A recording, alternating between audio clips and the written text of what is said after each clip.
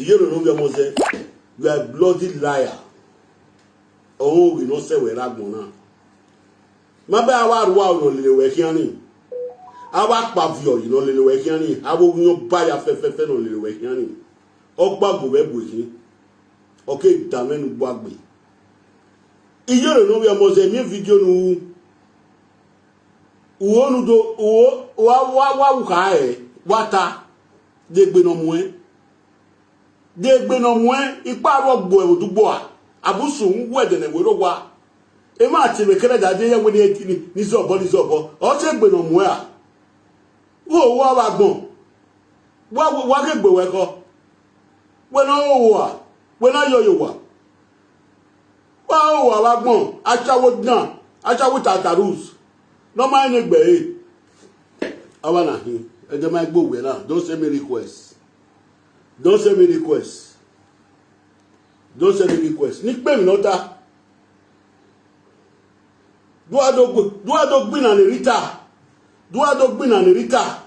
o gbin na rita do asi me bai wo wa ba gbon uwe mi me certificate we Iyore no we Mose ugwale kino na gbin na rita we gbe Esther we destiny kele dadi wonu lo si me la we wa bomu wa o wa gbon wa sun wo yan ba yan bo o yan zoluwa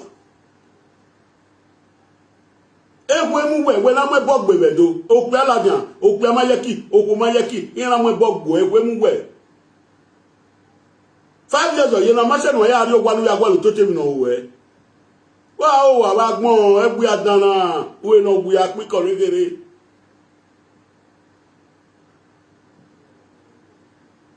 love ya gbo o ya gba lo wigbo nu love ya gbo ikinu wigbo yibudo o ma we me igwa lo kan a o wa gbon egbe a wa we achawo chatarus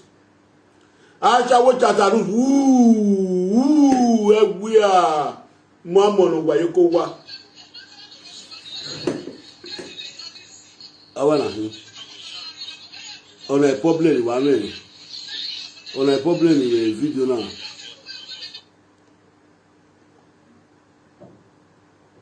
Ije ni pe video na wu o asun gwedele woro wa wo wi beside o wi gbo beside ki me ko wi gbo ala mu me la gana mo wi gbo ni la gana we ga friend no gallant se o we ri o yade gbe okun we gbe kan me ike pa ipadisina we ya gwaligo una go to fien o if you were na 14 years why usi o 20 kere gi yekinia usi ye gi yeki usi otwene kere ye kenia na ekwemu wa o wa gbon ewi adan igbe agia no zuwa bi sigbe agia edero kaladian ugwale kenu na ugwale edero kaladian wi gonu ya gbeto nítorí ere na wonu bi account le ni digo na gbeto re oge destiny bagwa de ba esta ku yan la re na no asun wu agbon ogun oba to sun wede na woro wa wa gbon isapon na won reju wa ohun egwia ki meku wede no ibesa mo me awe webu gbe na ibesa uzuwa ovi po mu edagbo we ri agweze we na mo kashuria e kachune piete o ki kachune piete we webu no wa gbon no su wede na woro wa Iyore no we Mose iwa bo mu wa o ije ni pe video no de ni pe wa dan yo wa we ti se popo no de yan wo we ha ari ti e si mu na sin ya dan yo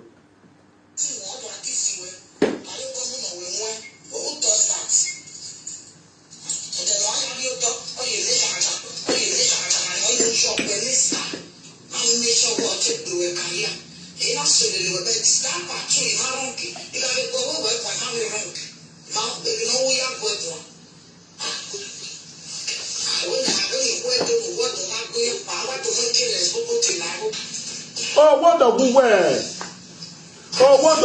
Oh,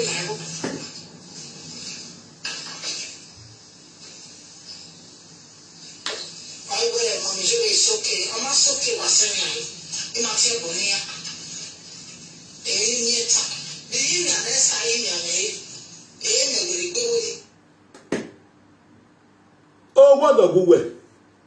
we odo o wodo gugwe o wodo go ma nu wodo we yo nu o wa gbon we ma nu pe nu we ya sike wa gbon nu o wa gbon nu sunwu ni da ma nu yo teni gbo e ma we ma nu pe we sike wa gbon na gbon na mama we nu na zo wa na yoro no yo mo se nu na sunwu we de ne woro wa iwa bo mu a o iwa ki o anu da we ni we akwa ko ki ayo o we no ma be ni nu da we ni we akwa ke ki awe e ki awe no ko na ye apiko we no ma be ni wa o wa gbon wa iki tuwe no ko to tono we ani wa o wa gbon we go wodo awo ni ye do agwo wodo unu wodo we jo wodo we jo re we set say you wodo a we wo nyimi a igwe se no you emu edi agwo vasabi agbede ovasabi nu kini ovasabi ni oye popo e kian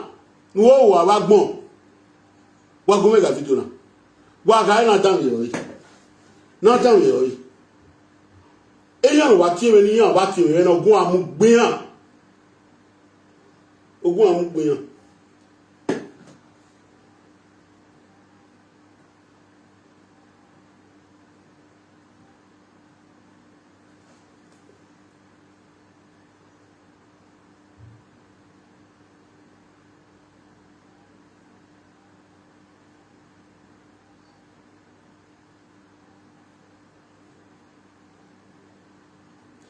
wa bi so wa shop wa o wa ba gbon ohun susu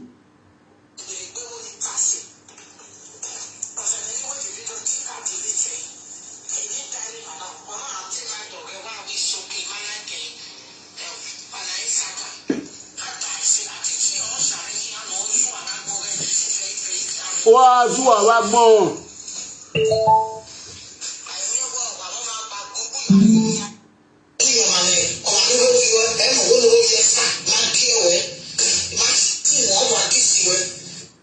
wow abagbon o ma bi o me Robier Star o ma bi o me Robier Star Destiny bagwa o ma bi o me ni Robier Destiny ti era agbo agbegu we social media na ti we video nu ya ka wo ya kiss o ya kiss yan wo kiss emi tan ya agwa lo to yan wo iberu Robier na ti we na wo nu zo obo agbon ya na so Robier we agbon ya na so Robier na we emi dan Yoreta demi dan Yoreta o wu na mu we na bio ni ya woto ina ku ya la wa o wa wa gbon o ma je me ni romi yan o ese wo bi agbo e wa gbon ese unu wa gbon ya la ku we kian Iyore no we mo se iyan ya Robi ogwe buya gwesa gbon wo kan be e wodi zobo yonisa we wodi kise esa dopaji agbo e lati we wure la video iyo wa we Iyore si Iyore kan e lati we ru a o wa gbon nu sun wa gbon de na we ro gwa Iyore no yo mo se na wa o wa me no wo wa na o gyo ba gyo wo dan nwe susu we wo ne ga su ba o wa mete mo ogun awe ni mete me ru awe kan we edekena ba o wa gbon wo ga ko o wa ti just ye hian ibe menso asiwe me menso asiwe me je siwe lekeleke uwe ade ticket do igwe to ya nyame ima gboru no tugbo we ma we me uwe me evi uwe wudu kele dajo wonu do gbina na erita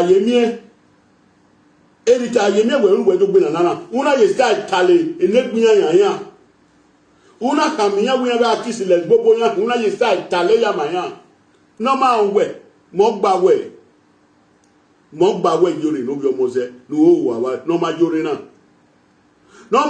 no o wa na wa pe like your Facebook me wa pe like your Facebook me ya gbe sansan yo a o re be na o wa gbo o tun mu we de le woro wa o wa meji bi yo wa tire ma bi yo wa season ni ma kere da ade ni ma wa yi to gbe ma ikwe ni gbe wo sunu o tire we ige video no sunu sana akise wodi biku bi yan we marriage Iyore ya agbon ya sun aro Iyore ne lati we ure la video na we no stop a video ni una stop una ge ma we kan zebu We want to speak English. We could not speak English that we can speak again. Mama said is a boni, mama said is a ana ewe. Me la de ogolopa, yan yi si we yan la kara. Na we ga. E me ta yoreta. Emi agwa. Iyore ga ogwise. We ya si mi we ya si we abian o wa gbon. Nu o wa be nu o wa na nu ana ye ko wa gbon be nu je ko ana. Ogo no mego no ma ne gbe yi. Egwe a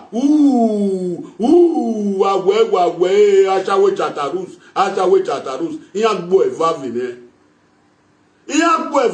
ke gogo pri gbo evavine emiete won oru awe gbe ni amu ajo wa we ni amu ajo ugbo be 10 years ma be agbon we no wa be de na ni ha ugbo pe awo gawe ave no wa ave de dan ogugbe ninu o wa ba gbon emiete won oru awe agbe ure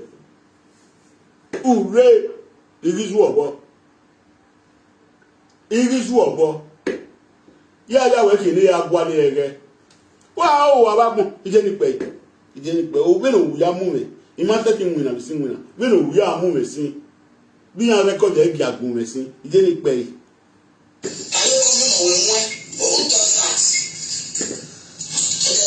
Erita ye mi egbe wo do gbin na de mama bere erita ye mi we do fa wa extra la di ona do yimi awe di me give yin extra na egwi do da oni we mo no e destiny oni we mo no emi dan yawo but na la dan do ka mi yan yan egwi emi dan yawo yan ma we sisi yan ma we emi dan yawo na egwo di na asion boy service ona asion boy oku onisan egwo di na asion boy oku onisan e na la dan gbe yan ma we na la dian ila ka me yan egwi wo kan wewo una weti si we hian o si we la yin na wa wa gbon egbe a we no gbe a mete won ogun awe wa gbon we pe o wa gbon we pe o da fi se wivon o da mo wivon o da fi so laye nu je wi lo la ko laye me yin mi dugbe wu o yan power o yan we hin o ka mi jopo o idenu ni ka settle down ni pe fun do wo agun me pe fun ima setting na si na iyen ga no wo sunu egwi ana no ma ni gbe na ojoba je wo no fi wie do igo abi wie do no ma ni gbe o ri go nu wenu ya zu awa gbon iyen ya na sunu wu wa abu egbo a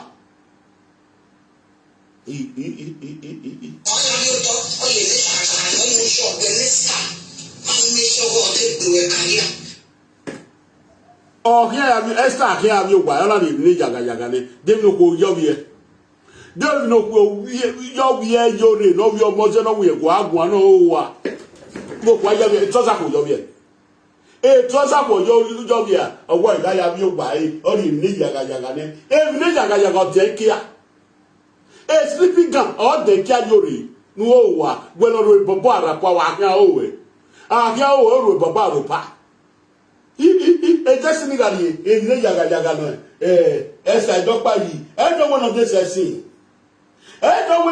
say e jaka we yan ya o gbo ya o we ma fi o kekele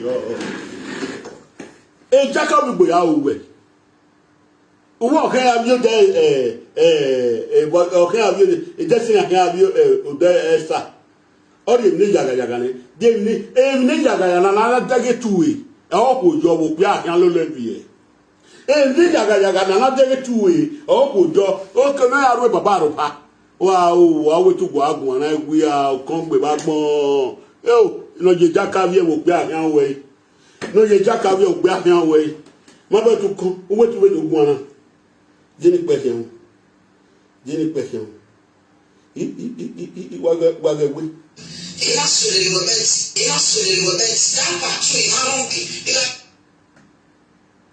when him now phone and massy over give you do yo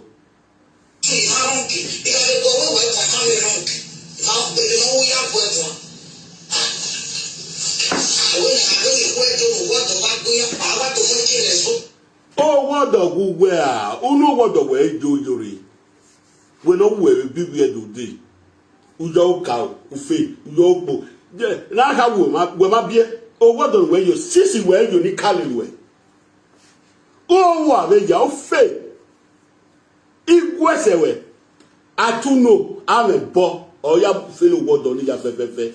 Oh, who never knew it. So that boy, my day. Wow, wagmo, wow, soon where the name will go.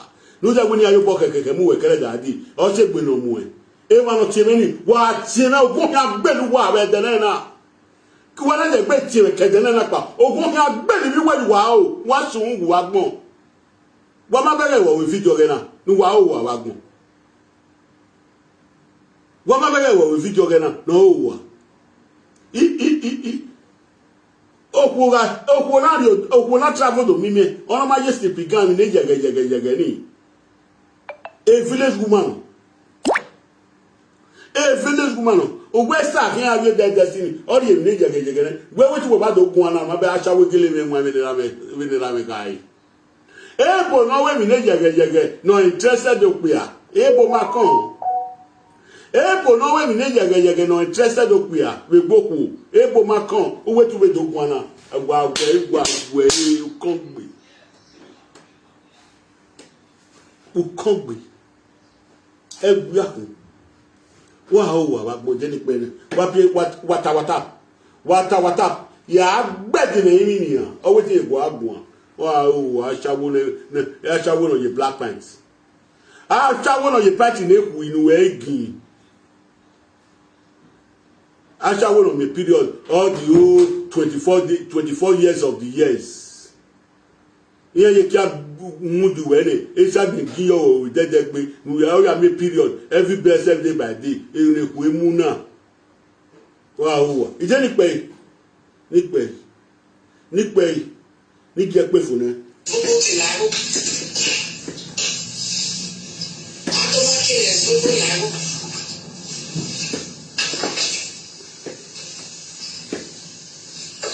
Ọ̀rọ̀ ẹ̀rọ mi yóò sókè, ọmọ sókè wá sẹ́yìn àyè, ní máa tẹ́ bọ̀ níyà. Èyí ni. Bó ṣe òwe wà tẹ́ bọ̀ níyà. Òwe wà tẹ́ bọ̀ níyà. Wọ́n máa tẹ́ bọ̀ níyà. Èyí táwọn ẹ̀wẹ̀ àdógbé nàná. Because when they say I go rita kele da de o mu e kwa ma make lari o ma make lari na we egbe won ke do lari we atiti o wonu ya atiti na ya yin wo ikan wewo esa we abeniku e word we abeniku e destiny we abeniku e ti man e love in me dayan e likeness in me dayan e na la de lo kam yan we sorry iya wa we awoto awoto gedegbe yawo nese ya yobo tapo ina ego di ya yobo po wa nisan awoto no kwa gedegbe na ti ma en uga achebo nesta rovi e destiny rewe wodi e na ti we you we wan lati we na ti we na we sin ahe ina ya we gbode ma te zebu mama se ti zenelebo mama se ti zebu ni ma ze me na de ogbe agboyaro bi o agboyaro bi ogi oba lo pati wo ogi oba odo lo pati wo ogi oba odo na e na ladian we e mata Iyore te ta e mata Iyore ta e na vioni ya woto we na gwo rin ya e na gboyi na we yan de gbe try e ibu yan de e yan na de gbe try e yan de gbe try o ti re na wa owo ni wa we na wa na we e tayo me o be we da yin yan be oje copyright be we da yin yan be copyright ina wa ina la de na boilat o me akam we wo give me a o me akam we Iyore wo give me ya Rochester e sete unwe ima wu down nwe susukin igwa tori but on we no so we ragbon na on we no so we ragbon na no wo abagbon wa asungu ijobo gege mu we kere dadi aye megbe aha ma megbe we kan we wa o abagbon when o yompa well ni go na azake seli we da ko seli we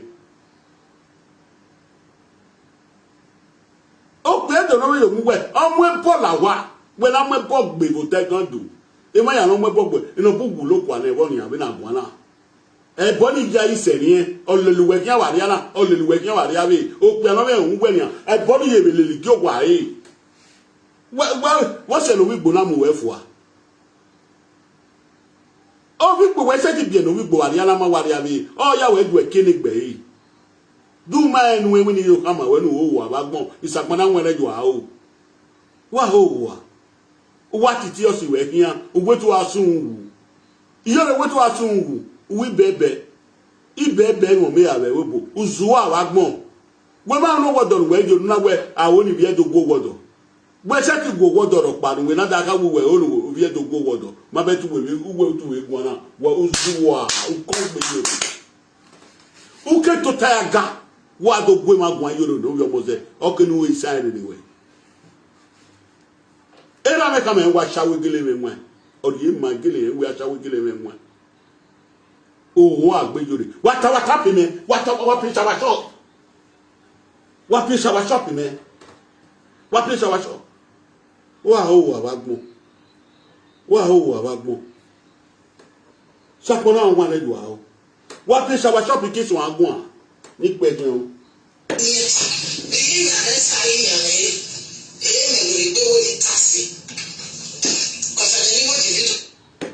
esa no do yin mi wo mai ni gbe esa no do yin mi wo mai ni gbe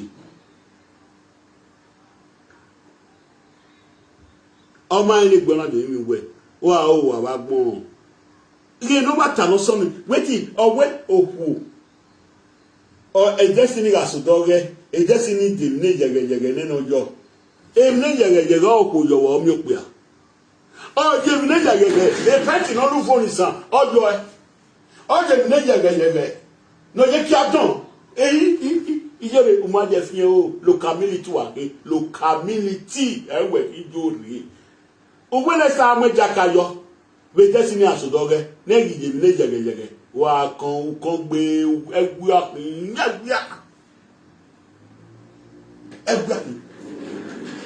wa o wa ba gbon wa ta mi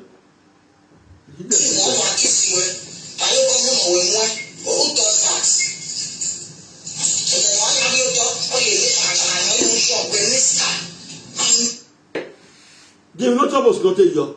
And don't know you have your destiny. The day when one go sleep in destiny backward house. When is supposed to give away where?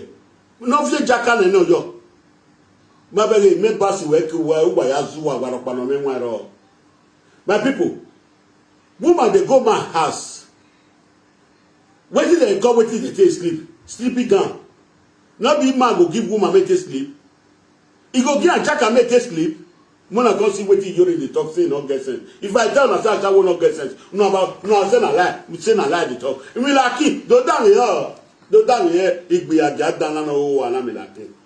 You see do down here. Me like here we fi o. E then when you that afia an ebo. E ne yegeyege we yo. Abi jaka we mujo. Abi jaka we mujo me like do time ma de jaka we mujo because I mean na me igbe aja ra igbe aja e nwa. Man want go sleep you want go sleep for my house. You go carry jaka where or you go wear trouser. Not be sleeping can you ne jege na de go gbe. Yo I je ti mo go wa ni. Iyare sleeping can ni le jo. Ni je fi ni o ki o fi no ki o. Ya de sleeping can wa kwe. Ya de sleeping can wa kwe. Ya ye sleeping can yo no fo. Ile fi no ki o no fo you gbe. Nwa do ge de yo ko ya mo gbe nu o wa gbon Iyore no bi omo se. If you want to go sleep there, destiny has. You will give a minute. What is supposed to wear? Now, Jack, I want wear. Now, trousers I want wear before you enter bed. Every need your enable to a sleepy gun. You are just a cowaristic. You are just a cowaristic that don't have sense. Who can't be your know your mother. I regret the date I know you. I regret the day I know you. I did not know you are localities. I did not know you are localities. Come and listen to yourself. I want to clarify to the whole world. You are talking out of sense. You are talking out of frustration. I must tell you. You are talking out of frustration because when Marian no you well, a little wetter is so when we are when I can you ask it. Where I see Bonnie, where Atiti we had a good one, new generation prophet Atiti, the Messiah of Facebook and TikTok. Where we had a good one. Oh, Bonnet, where we never back. Oh, I born one at the Iyore. Oh, go here, boy. What soon? In your bonnet can move a Canada. What in what is our shop? Nick Question. Nick question. Nick question.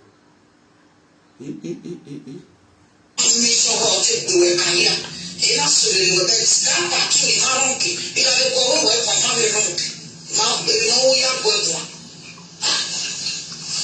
awona awoni wo do no wo do ma go ya pa wa to mo kile so ko ti la ro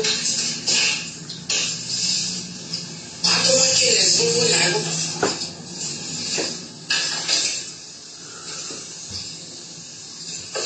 ai we ma mi jure soke ama soke wa sani ai ima ti e bonia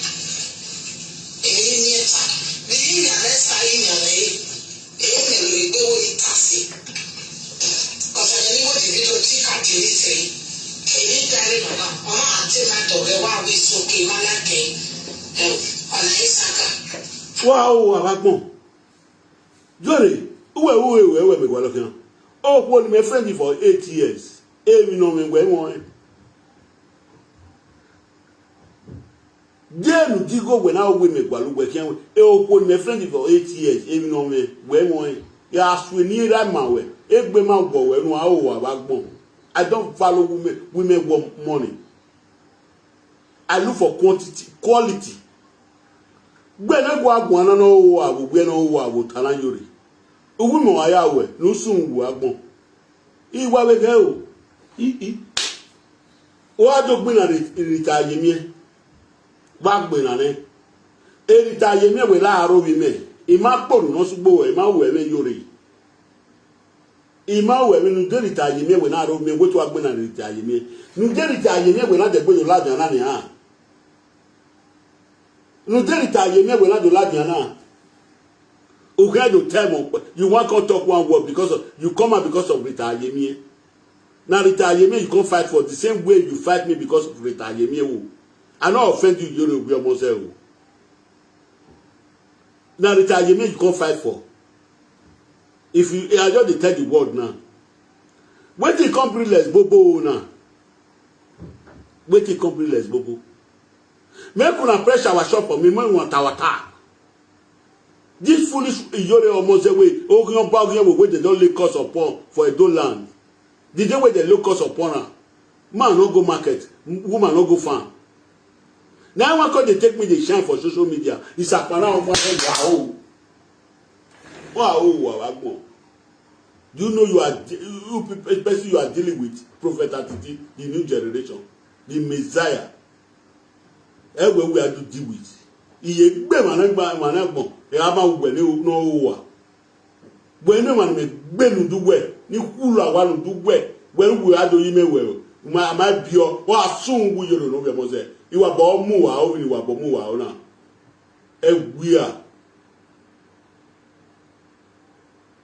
dini pe hion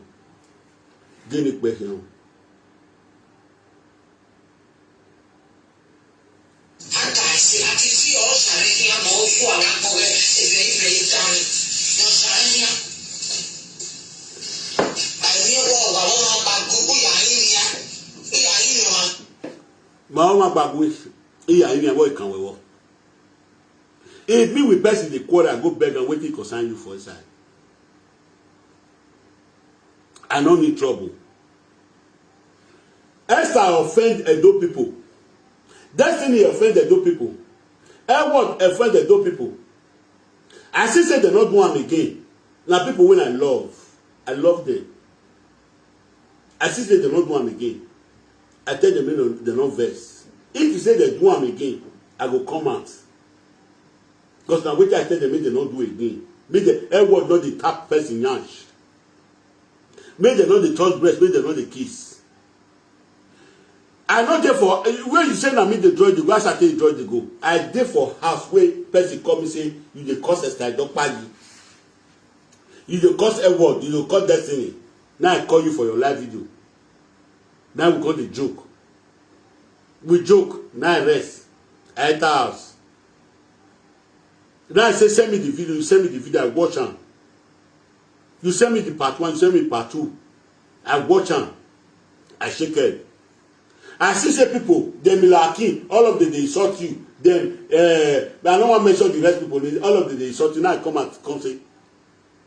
Now bad thing Iyore talk say now. Now truth Iyore talk. If una rest of una not see truth, me as an adult pikin, wey papa say me no dey talk lie. Now truth Iyore talk.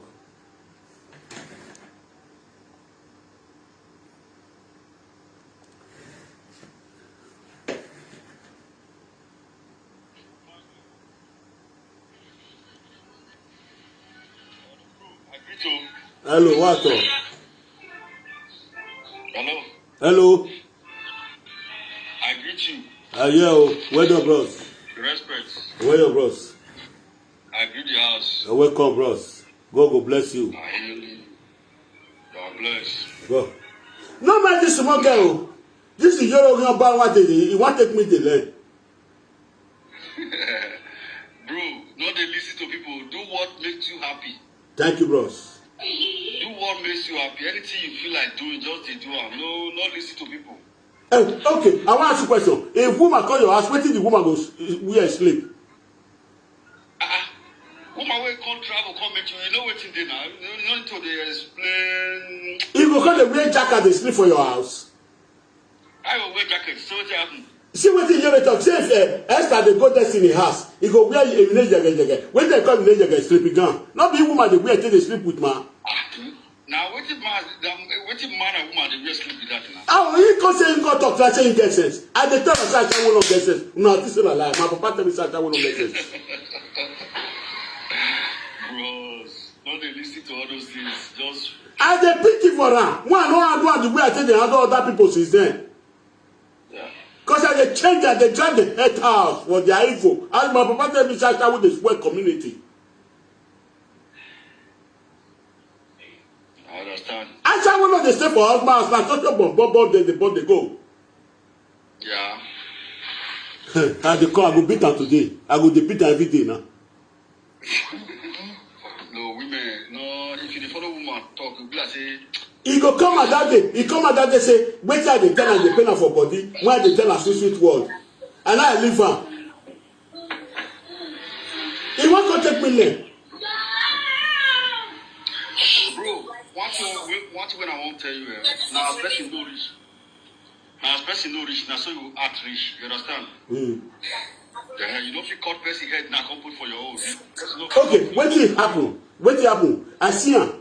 If the person come me say they cost Destiny Bagwa, if they cost Esther, if they cost a word. Now I call her instantly. I don't watch the video. I don't know what did happen. I said call her. I say me leave there because all of us all of us will support Esther Dokpa, Destiny Bagwa life of time. Now I say me leave there. As I come out the next day, people they call her Ogyoba. People they call her. Now I say wait. Now I call her say send me the videos. When you call a put, I see her. Now I come and say na bad thing. Now good thing you call a put. Now good thing call a put. Now I give the instruction say they try that nonsense again. I dey come for them. Now I just say carry go beach. Now I come out for them.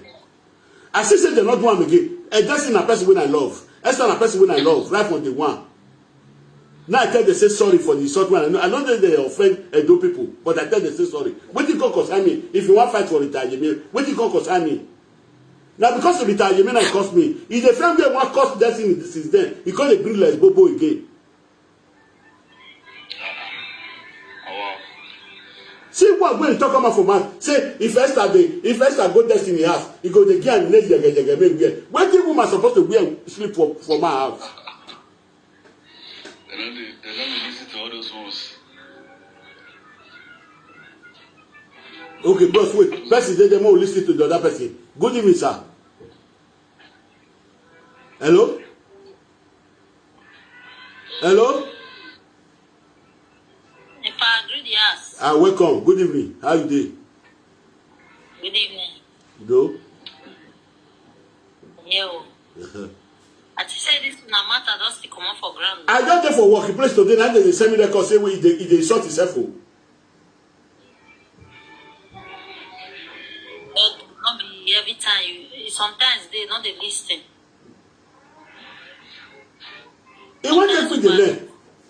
He want to take me the land. But just overlook. Okay, I overlook her now. I go overlook her. Okay. When I first play this one finish. When I first play, when I get sense, you know say I shall not get sense. When I get sense. I know they follow woman, they argue. If our butter. Oh, book here, you are toy na bo ama we. Hello, iyan we. Epa la wo. La Iyore obia wo pa mahin. Ma be ka ko sikegbe. Iyebe no ya mutiane long time. O sa bo ateba we. Understand? Iyebe no ya gbinane for long time. Ama ese all over no la wo we wari gwe. U dege me na dege we la wo. Kebi we mani ko ma ke italo. Kebi no riri uwe jobo we howa. Aye ke na legberi e dati. Opa ma ya la wo. Opa ma ya. Understand? I don't make me better. Okay. You not sunu. You not sunu. Me akole wotana wa ba me agwe wa to say so he head. You not sunu je. You not sunu je. You not sunu. You not sunu je. You not sunu. Iyore, Iyore, ina asin yo say wo je do. Esther Ogomeno, Destiny Ogomeno. Iye láti me Iyore tie bo Esther o tie bo ni Destiny o tie bo na world. E la call Iyore se live video ni. And I want to stop a video. Maybe la jambe agbeya ro Iyore. Ave mi la ke ya ro Iyore. E me na la jambe even Iyore ta o go kino e mata Iyore ro ta. E la bu iyo. E just na de gbe la bian. Bi yan gi ko. E la le liyan wo. Ige yan ma gi we. Ina do kam yan we sorry. E mi da me we wa. O ma we mi ta e pala wo go ja. E mi ta yemi odo gbe na. When I went over here, when you tell me, my yes, and you they say, I'm not bad. You know what I think? You know what I think? You are going to be none in it. You know what I think? Walking for long time. Even Yamutiane, even Yaso, he said, Osegene, even Yahweh like it to a concern, anybody not really sorted, even reality come back to there. They are not understand this thing. That's where they hear about Boyamia. On the some my betting me followers he way walking washing with for right time. Lao Joboya will call Joboya will come those are local. I'm out there, Mariema. I don't do one million. Understand because I didn't make with a dobe. A life is on our money.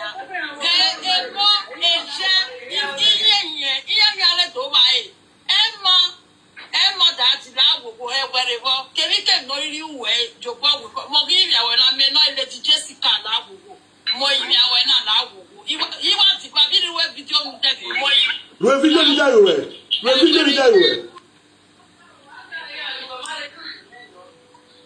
Atiti awa mwere emu yoto.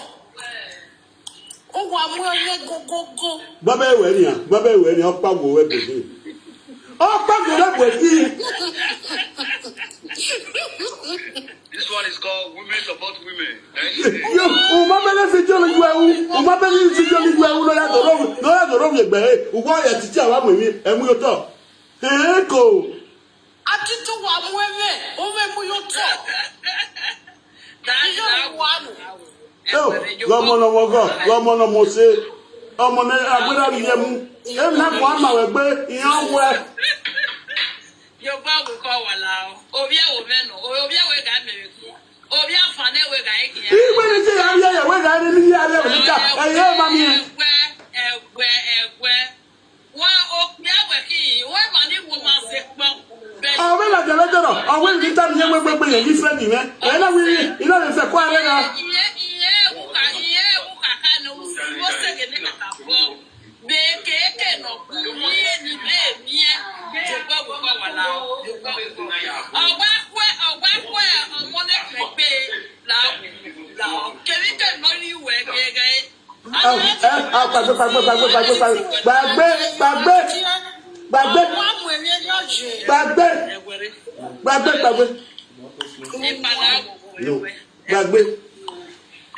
Because we are the way condition of shame.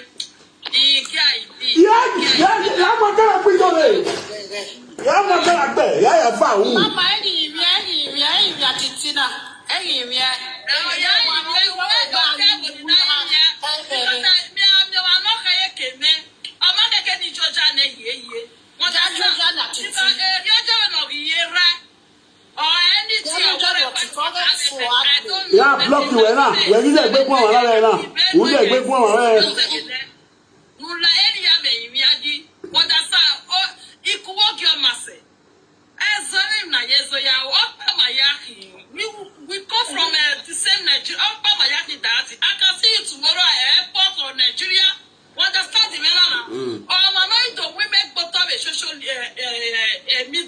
I don't make both of anything at all. Oh, what can I tell you? Imagine.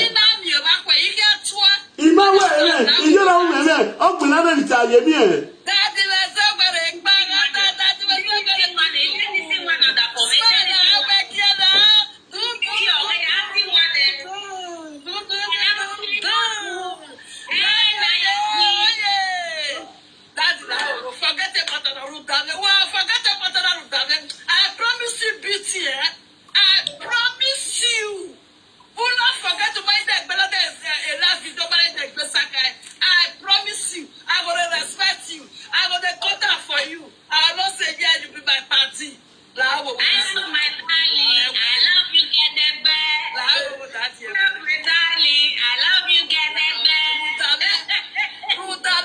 Jessica, we are funny with and no. I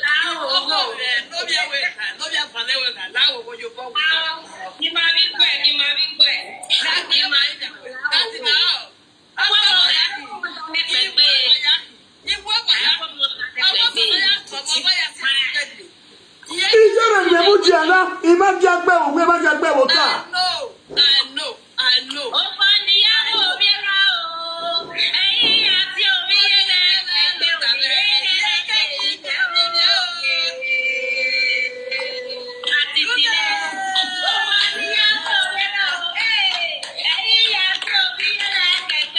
You don't know the fake bina. You don't know the book bina. You don't know the real bina.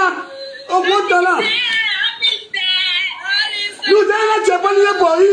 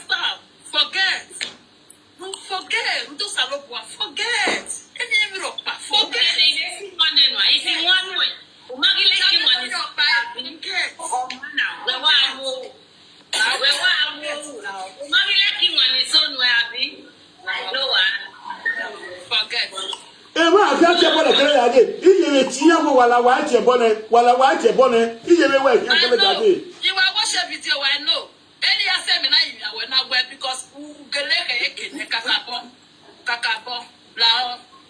la jabo ndame la wo ndo salobo no jima ya pepe because the side your back amame e sage no kwebe eyere uwe no fa u afie bo we no apena injo wo e sage no ba Aje kwala ala we amikila na gbijere wa bana ala we amikila na gbijere wa bana iye si ni ye wa ni be.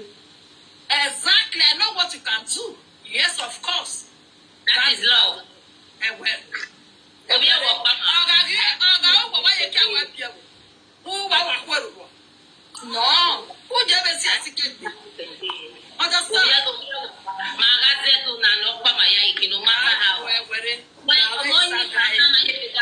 Sasa, ave ma ne.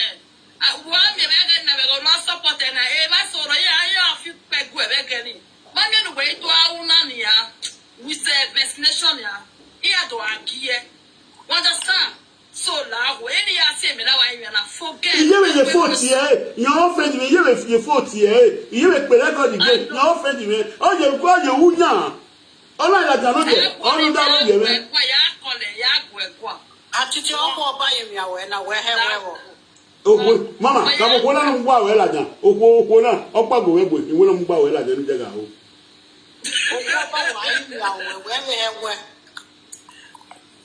Everybody that's the more Oh he we. Wese. Everybody more osago adebawe. Ukia na gbokia na mu. Ese weri we. Wo ato akpe na mama we be. Wo ato akpe. Okay. Ese na uno ma ego managbo. Uke we go managbo na we. Managbo we ugo. Managbo mi awese na wo ke awume. Go managbo na wo mi rudo salogbo no chima na wo mi.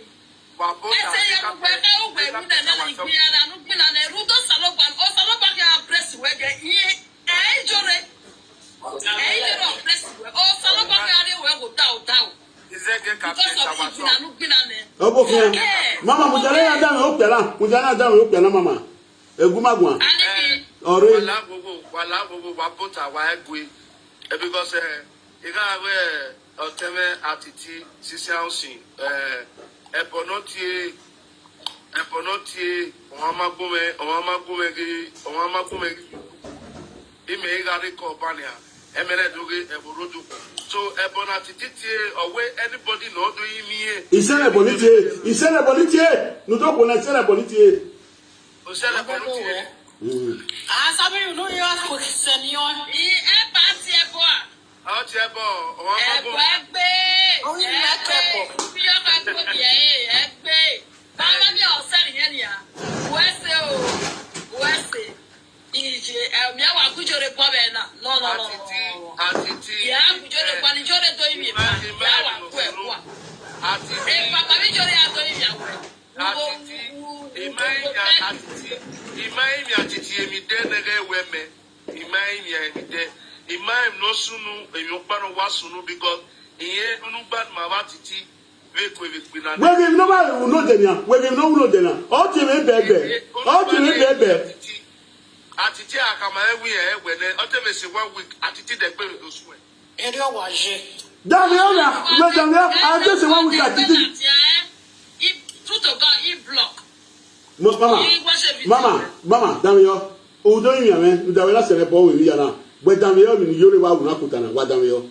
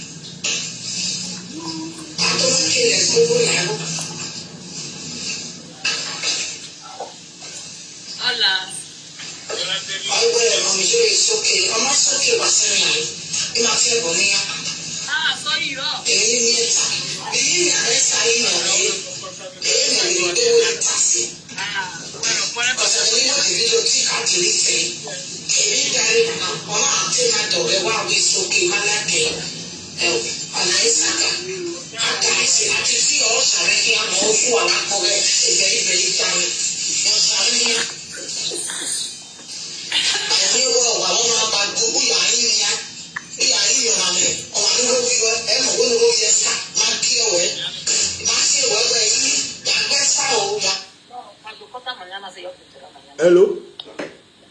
Pero no sé seguro para WhatsApp. Sí. No sé seguro yo voy a venir porque no tengo tiempo. Pero tú quieres más.